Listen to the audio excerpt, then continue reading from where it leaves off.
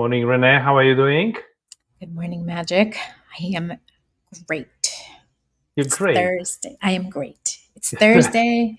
I have a women's retreat. It's a All self right. care retreat that starts tomorrow at 4 o'clock and it Okay. runs all weekend. And I'm very much looking forward to that. And so, yeah, I'm doing great. How about you? So where is the retreat? And I cannot join you, of course, because it's a women's retreat. It's right here in Florida. It's at an Airbnb by Okay. the beach, and we're gonna do things like meditate, and there's gonna be a sound bath, and we are going to do talking circles, kind of healing circles, where Mm-hmm. it's a small group. It's only about 8 women, and I think it's going to be great.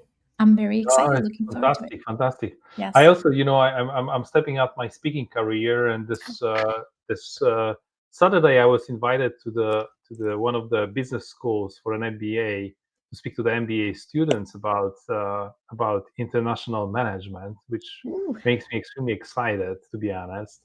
Uh, because it's gonna be a 1 hour lecture and 1 hour Mhm. conversation about how different culture how to work with different culture. Oh, Joanna is with us. Ooh. Hello. Well, hello. Where do I see Joanna? Where are the comments? Why Yeah, I don't I know. see the comments here? I don't know Uh, today. Yeah. that sign up completed. Great topic. Oh, okay. I think That she, was, she yes. spoke before, so hopefully she's Yes. with us, or she will be with us in a minute. If anybody else is there, I see 24 people Say join us hello. already. So Hmm. maybe somebody would be kind enough to say hello. If you do, then we'll respond and we'll show your comment here on the screen, so everybody can see that you have joined. If you want to stay anonymous, please do. There's no pressure, nothing like that. Renee, what are we going to talk about today? We are talking about a very, very, very interesting topic, right? Hmm. Hmm. Maybe the, Yeah. the setup. No, the setup is going to be great. The Yes. gift of giving, volunteering as a cradle of leadership. Yeah. Um, that's connected to the next. Hi, Rajesh. Rajesh is there. Oh, So happy to see you. wow. Hello, Rajesh. How are you doing today? Mm. It's great to see you, man. Yeah. I'm so happy. I see a lot of pictures and a lot of Yeah. feedback from India recently on LinkedIn. So there's Mhm. obviously a Yeah. lot of interesting stuff happening there. Yeah. The gift of giving, the cradle of leadership, it's connected to the next law, the Hmm. law of sacrifice. Hmm. And the law of sacrifice is super important and something that I had to learn myself. Hmm. Um, as a manager, you need to put others' interest in front of yours many times. You have Yeah. to almost um, Hmm. you have to prioritize the goodness of the organizations many times ahead of what you would like to do. Hmm. Hmm. Sometimes you are invited to great events or travels or what name you, and you need to choose between going on a fantastic trip versus staying with the team, or Yeah. maybe sending somebody from your team on a on a Instead on a of yourself. fantastic trip, Hmm. yeah, instead of yourself. Hmm. Those are small things, but you need to prioritize others, so you serve as a role model for the organization, right? Yeah. And this topic is so rich because there's a couple of different things, right? Sometimes you can look at this law from, there's a saying tied to the law that says you have to give up to go up, right? And it means that you have to sacrifice something sometimes to move on. Sometimes that's control or knowledge, or like you said, maybe it's attention or focus, so that you can provide your team members of an opportunity for growth or development or exposure, visibility to other executives. But it also talks about service in your community, right? And doing things with your team for someone else simply because you know it's good for the team, but it's good for you to be leading in your communities and in your in this place, leading from a different way as an example in places where you would normally not think of. Yes, but I want to build first on this on what you said, Renee. There are a lot of things that as a manager, as a director, as a VP, you are gonna get the exposure to. Mm-hmm. People will be inviting you to interesting events, to the interesting meetings. They'll be giving you opportunities to speak. You'll be also way more visible. Mm-hmm. And many times, and I think one of the great examples that unfortunately didn't happen, but I had a plan to do was Erica approached me and she Mm-hmm. said that she would like to go on stage on a DPC, and obviously Mm-hmm. I couldn't just put her out there, but we have agreed. Unfortunately, at the last DPC I couldn't participate, but we have agreed that she and I will go on the stage. And Mm-hmm. a similar, I learned it from from T. Peters, who was my boss, and Yes. you remember he sacrificed his position because he actually brought me to several very high-ranking events. Mm-hmm. Also, Stephen Moss, the boss that I Oh, had wow. Yeah. a while ago, he That's a was name from the invited to past. speak, Yeah. he was invited to speak at the PROS conference in Mm-hmm. Berlin, and he Yeah. said like, yes, they will pay all the expenses and everything, and I could go to Berlin. But how Yeah. about you, Magic? You are nearby. You're gonna fly there, Mm-hmm. and you're gonna go on the stage and talk about how how HP has done a great job, implementing the pricing processes. Mm-hmm. So, as leaders, please look at your busy schedule Mm-hmm. and pick up those literally nice activities, Yeah. nice, interesting topics, nice, interesting activities, and make sure that you delegate them to your team. You delegate to them your some of the tasks that you have on your table. Mm-hmm. I think it's important to also delegate to them your pleasures of being an executive, Mm-hmm. or being a Mm-hmm. manager. It's super important. Yeah. But today we wanted to talk about something else. We wanted to talk about the gift of giving and the essence of leadership, which we believe is the volunteering. Mm-hmm. And I'm gonna switch to the next slide. But you are absolutely right, Renee. Volunteering it's super important element to make you a better leader. It's a great learning to make you a better leader. And I want to say that to not only to all the people that are listening to us that are leaders already, that are managers or directors, VPs, Mm-hmm. executives, but I want to say that also to the people that are not managers yet. In my organization, I always tried to when I had conversations during the annual review about the career plans, and a lot of Mm-hmm. people would come to me, or during the mentorship sessions, Yeah. when people would come to me and say like, Magic, I want to be a manager, what can I do? Mm-hmm. My answer was always, first you need to prove that you can lead people, and then you can officially become the people leader. That was my rule of thumb. Mm-hmm. Mm-hmm. That's why I gave many people projects that would involve, kind of a learning how to lead the organization without having a formal Title. responsibility or formal Mm-hmm. title. Mm-hmm. Volunteering is something that you don't need your permission from your boss to do. Mm-hmm. Correct, Rana? Yes, most times. Although, it's interesting because this is we're gonna take a little side road, but sometimes there are some leaders that will hold volunteering against you, right? And saying you're not focused on your role, or um, be mindful, right, that you are doing your day job, is what I would always tell my team, right? Be excellent at your current role and meet all your deliverables, right? And then you don't really have, if your boss disagrees, you don't have anything to worry about because you are excelling at your current position. or your current responsibilities. But let's stay on the positive side, right? So we had to, because Yes, I yes. had a situation like that once, Renee, Mm-hmm. and this is very true. I I was elected to the management board of the school of my kids, Mm-hmm. and I was serving on the board for two two cycles, or how do you say Mm-hmm. it? Two Two cycles, terms.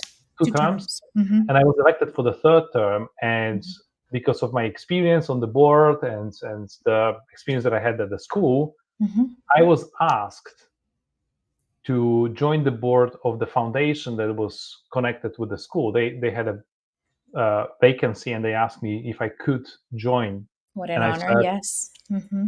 because it's no longer a pure volunteering, it wasn't a Mm-hmm. paid job, but it was still, I had to be a part of a formal organization now, Right. in the registered, in the system, in the government systems. I had to ask HP for approval, and Mm-hmm. unfortunately, this request landed on the desk of my boss, who wasn't a very supportive person. Okay, this Mm-hmm. person actually started to ask me so many questions, and started to ask the questions whether you magic will be able to deliver to your commitments to the company. And I was like, look, I've done 70 hours of volunteering last year Yeah. for the school, not counting other volunteering. Okay, Right. and that's going to be another maybe 20. I don't think Mm-hmm. it's going to break or make my job. So Right. a big request to anybody, and we have 30 people listening to us right now. Mm-hmm. So I want to ask you, if your employee will ever come to you and say that he wants to volunteer, you need to support it wholeheartedly. You Yes. need to encourage this kind of a behavior, because Mm-hmm. that's a development. That's Yes. an investment in people development. That's an investment in how they are going to collaborate, how they are going to communicate. It will teach them compassion. It Yeah. will teach them putting other people first. It's extremely important in the Mm-hmm. development of your organization and raising great managers for the future. Yeah, in the US, we have a term called weaponizing, right? And I had a boss that weaponized my volunteering in the diversity and inclusion groups that I used to participate in. And so that's a double weaponization, right? Weaponizing my service, weaponizing my desire to really help other people of diverse backgrounds. And not to mention, right, I personally felt insulted because it's like, are you telling me that I don't know how to manage my own time? And I have the ability, like I'm committed to my job, by the way, by contract only 40 hours a week. And what I do with the rest of my time is none of your freaking business. But you know, I've turned very negative today. I don't know why, even though I'm very happy this morning. But those things really anger me, right? I'm very passionate about it because I do believe that if we are to lead, we lead in every aspect of our lives, and you have a responsibility to be a good citizen to your community and at work. And when I have not only witnessed but then firsthand hearing your account, but firsthand living also leaders that completely ignore this or try to weaponize it, it really angers me. And what I ultimately ended up doing was leaving that particular boss, right? Because it didn't align with my value set. By the way, it also did not align with the open position that the company stated in terms of policy.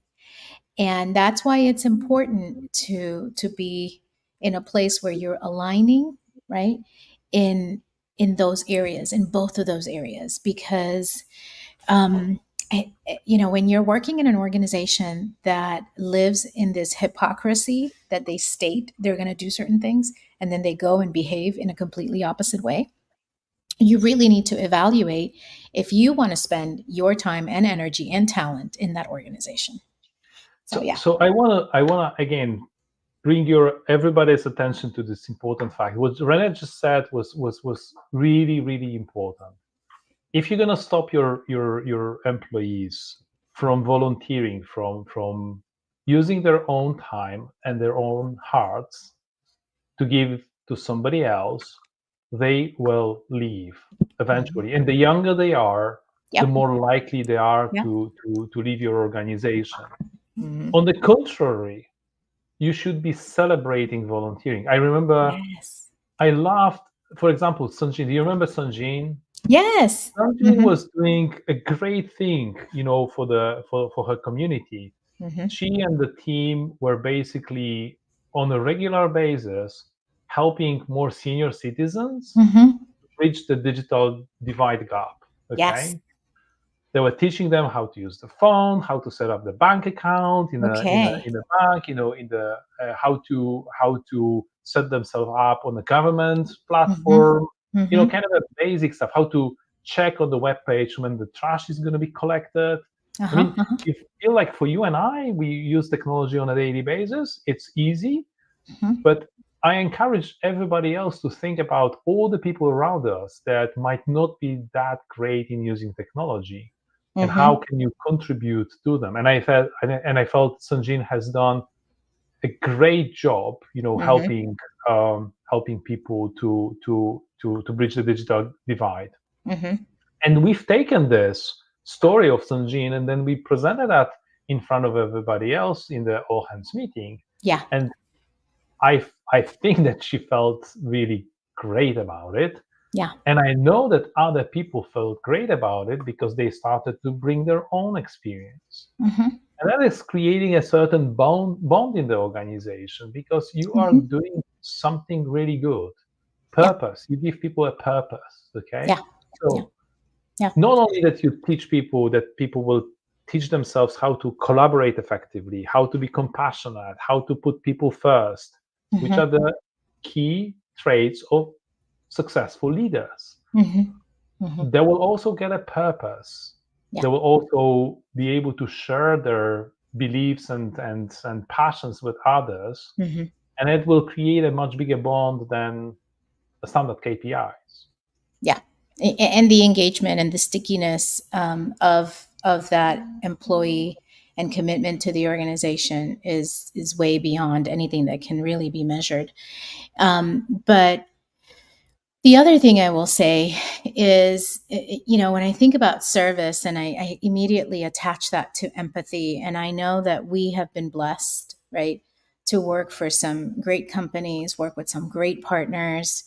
um, I remember being at an event with, it was Avnet at the time, and they've since kind of merged and whatnot, but different companies and so forth. But we were at this great distribution event. It was all the OEMs, and they did a great thing about they built this miniature golf courses and challenges, but with canned food, because the giving activity was to actually provide to a soup kitchen, a local soup kitchen that was going to serve the community, that didn't have, people that didn't have the monies or the means to get groceries.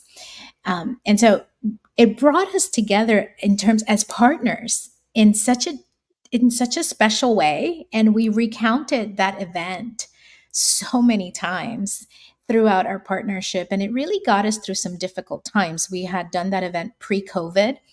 And then after, when we were going through COVID, we had built a lot of goodwill. And when we were going through COVID, there were a lot of stresses and strains in the partnership, right?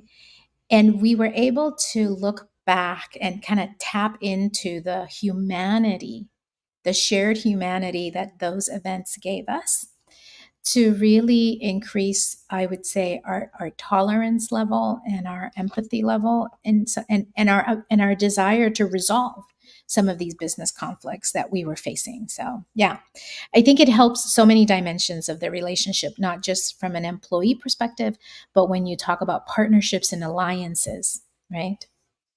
So I'm going to bring the question from Scott. Mhm. He's asking whether this is Yes. during working hours. And before we answer this, if you guys, and I'm going to give some examples. I gave you an example of Sanjin, and I will give you some more examples of great volunteering ideas. Okay. Mhm. Our audience, if you know any great examples of great volunteering experience that you can share with others, please put that in the comments so we can see other options. Scott, both. We're Yeah. talking about both volunteering during hours and after hours. I Mhm. think after hours, it's an opportunity for you to basically, fulfill your passion. Mhm. But what Renee and I are trying to advocate for is that you should be also encouraging your organization to do volunteering during working hours, like volunteer together. If Yeah. you're in the same site, on the Yeah. same site, you should be basically, I don't know, once a week. No, maybe not once a week, but Once a let's month, once a quarter. I once mean, a yeah. quarter. Yeah. Do something together for the purpose of helping others, Mhm. giving back to your community. Mhm. Mhm. I'll tell you one example which I think was absolutely fantastic, and it will tell you, Scott and everybody else. Mhm. Again, I encourage you to share any similar examples. In 2008, I participated in the event in Palo Alto. Mhm. It was it was a high talent acceleration event. So Mhm. we were Mhm. put together as a team, and we were put through some trainings and personal development. The thing that I remember most from this event was that on day 2, they took us to a local school, Mm. and they gave us a bunch of bikes. Like bicycles. Bicycles, yes. Uh-huh.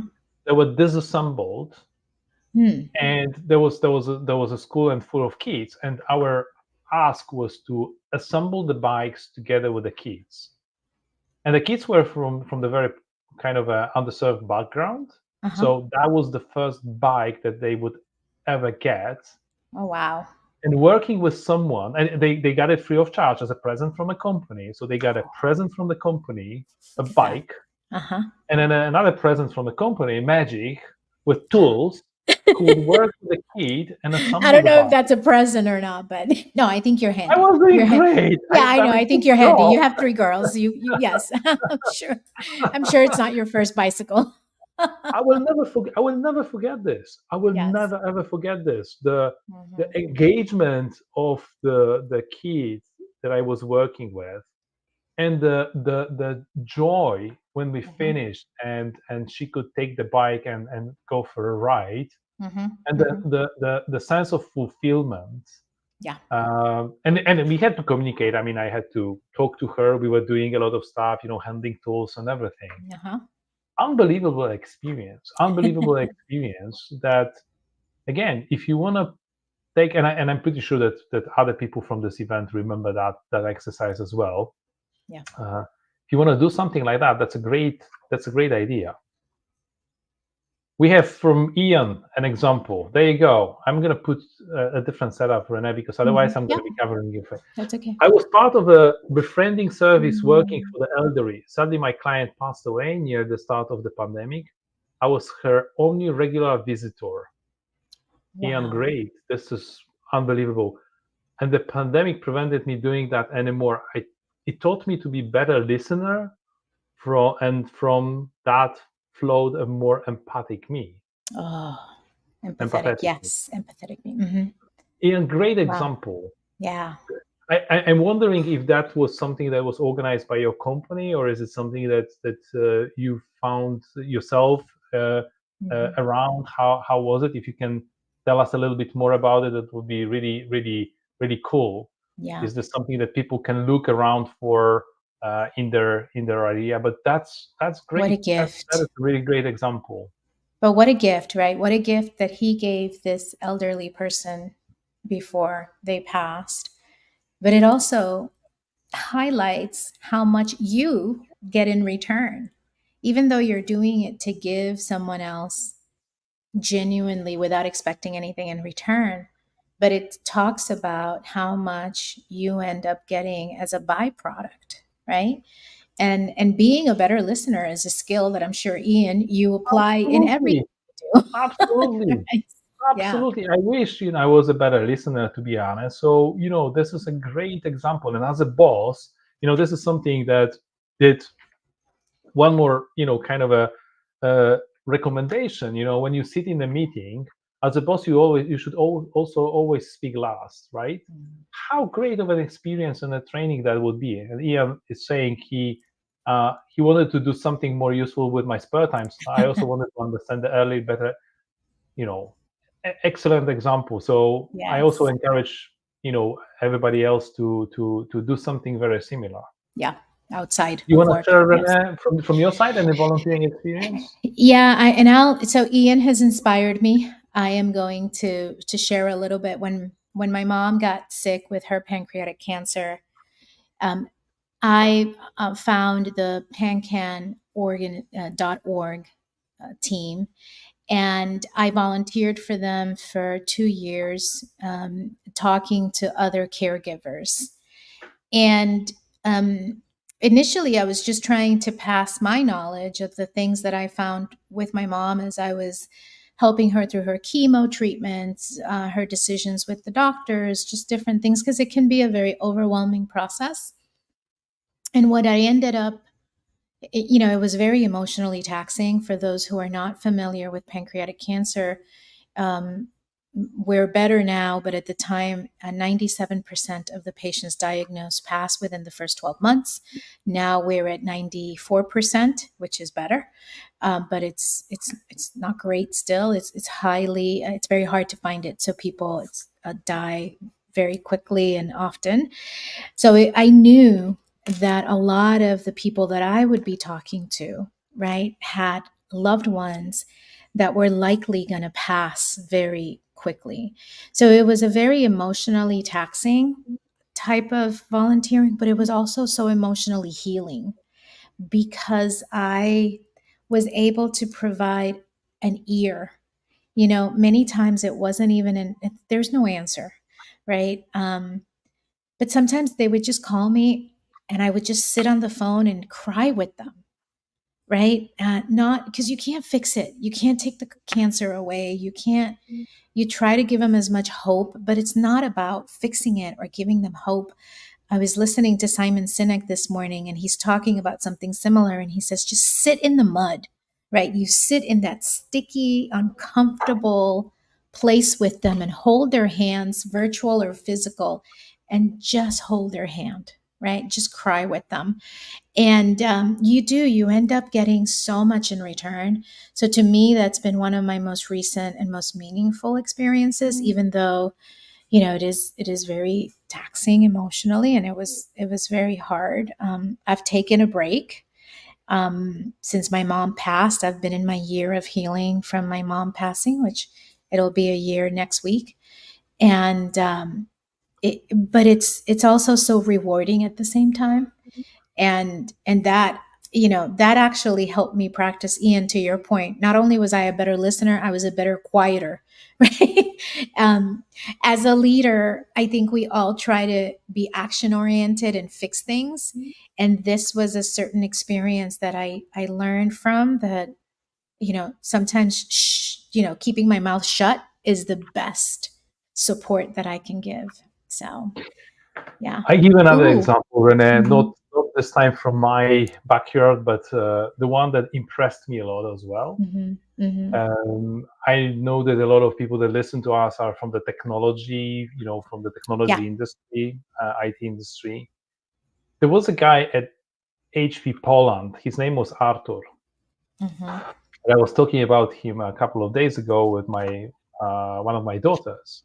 Uh-huh. She remembers him because Oh, wow. he was great at robotics. He was like the Yeah. engineer, the true engineer with a knowledge of coding and a Uh-huh. knowledge of kind of and he started to organize at the office, at the HPE office in Warsaw, Uh-huh. like the Saturday 2 hours of robotics with the kids. Oh. Okay, no charge, no special. The only thing that he wanted from the company was just a room and a bunch of, and I think he was buying sweets by himself. So he would bring the equipment, Yeah. and he would throw the sweets at the kids, if they done something really, really good, and he would explain how the robot is doing this, and they would program the robot, and he would teach them. My daughter still remembers that. My daughter Wow. still remembers about this experience, and the guy. He no longer works for the company, unfortunately. But Arthur, if somebody will pass this message to you, maybe I'll reach out. You've done a great job volunteering, and I'm pretty sure that it did teach you a lot about herding the cats and managing Yeah. employees. By influencing them through candy. Good job. Recognition, Yes. right? Yes. Reward, Yes. recognition, Yeah. and being a good listener and everything. I'm pretty sure that's a great experience. Okay. Yeah. Yeah. Scott said something interesting, and I want to refer to that. Remember that companies are in business for revenue, no matter how fluffy they talk. Yeah. I don't know, Scott. I think maybe I'm naive, but I still believe that the revenue comes as an outcome of a passion and realizing the vision of the company. The moment the company turns into we only care about the revenue, they typically start. This is where the decline starts. Okay.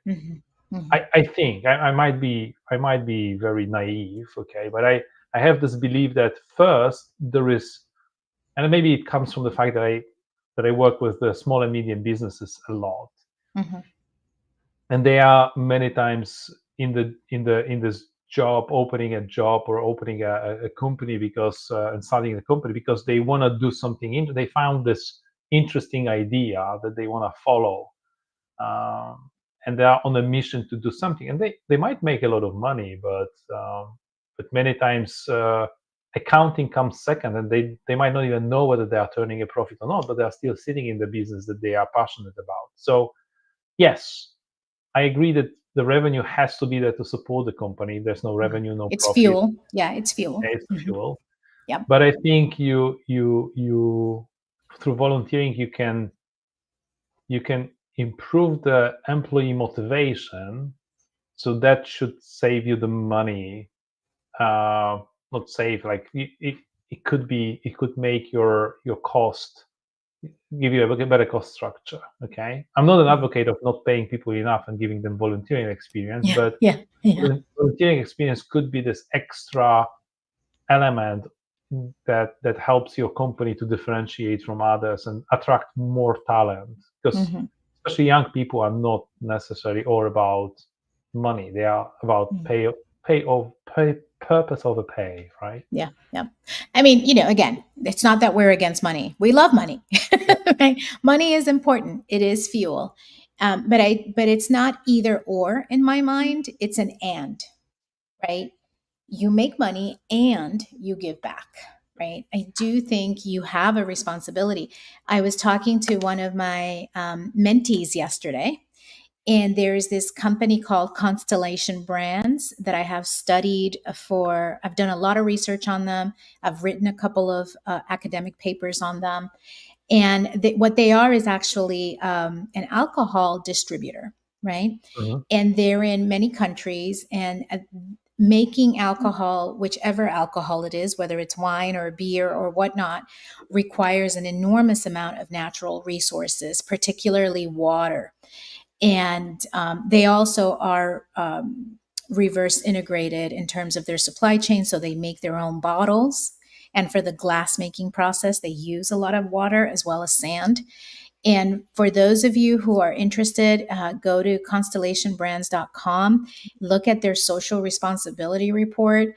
They have done so many things. They've actually grown through acquisition. It used to be a small wine distributor. They had a couple of wineries. I believe they started in Spain.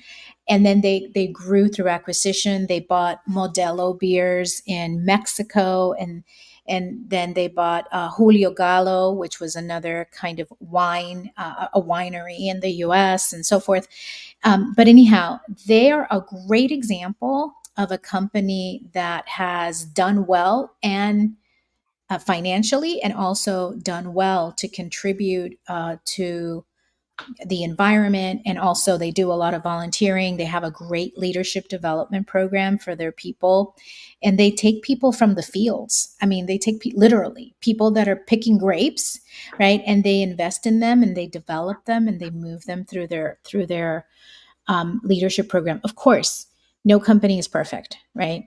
But I think neither is any human being, and I think we have a responsibility as business owners and as leaders. I do this with my tea company, right? My little tea company, and you see this with a lot of great companies. You can you can make money and do good. So, but I love the point, right? Thank you, Scott. Ian also, he was telling us about his person. She was fascinating. She worked as a nurse across the world, including Saudi. So she had some great stories. Wow. I love that. Yeah, look at all of that. Right? Great Yeah, experience again. fantastic. Yes. I'm gonna bring back the slides, Renee. Mm-hmm. I think it's volunteering. It's in my opinion, volunteering is a cradle of leadership. The law of sacrifice from Maxwell is aligning with this, in my opinion, and it will offer your employees and yourself a space to learn, practice skills like empathy, communication, problem solving, Listening. listening, putting other first. So I very much encourage anyone to not only do it for yourself, encourage your organization, and maybe talk to your boss about bringing, volunteering as a part of the team exercise. I think people will, your future self will thank you, as I say. I like that. I like that phrase. You've been using that phrase a lot lately, and I like it. You used it yesterday when you were talking about the Google event, SMB event. Correct. Yeah, I love it. Any other Excellent. examples, questions? Remember, if you have some examples, questions, you want to chat a little bit, Renee and I are available. Just reach out through LinkedIn, send us a message. We'll be more than happy to respond and have a bit of a chat with you. Thank you so much. You can also send us emails. Magic is magic@cleancanvasconsulting.com. I am Dr. Renee at cleancanvasconsulting.com. You can send us emails. We will absolutely love to engage with you in a conversation. And we hope this was of added value. We had a lot of great participants today. Thank you so much for being so engaged in our conversation, and continue to share this with your friends. Post, give us ideas, give your companies ideas on how to be a better volunteering leader. Thank you so much. Take care.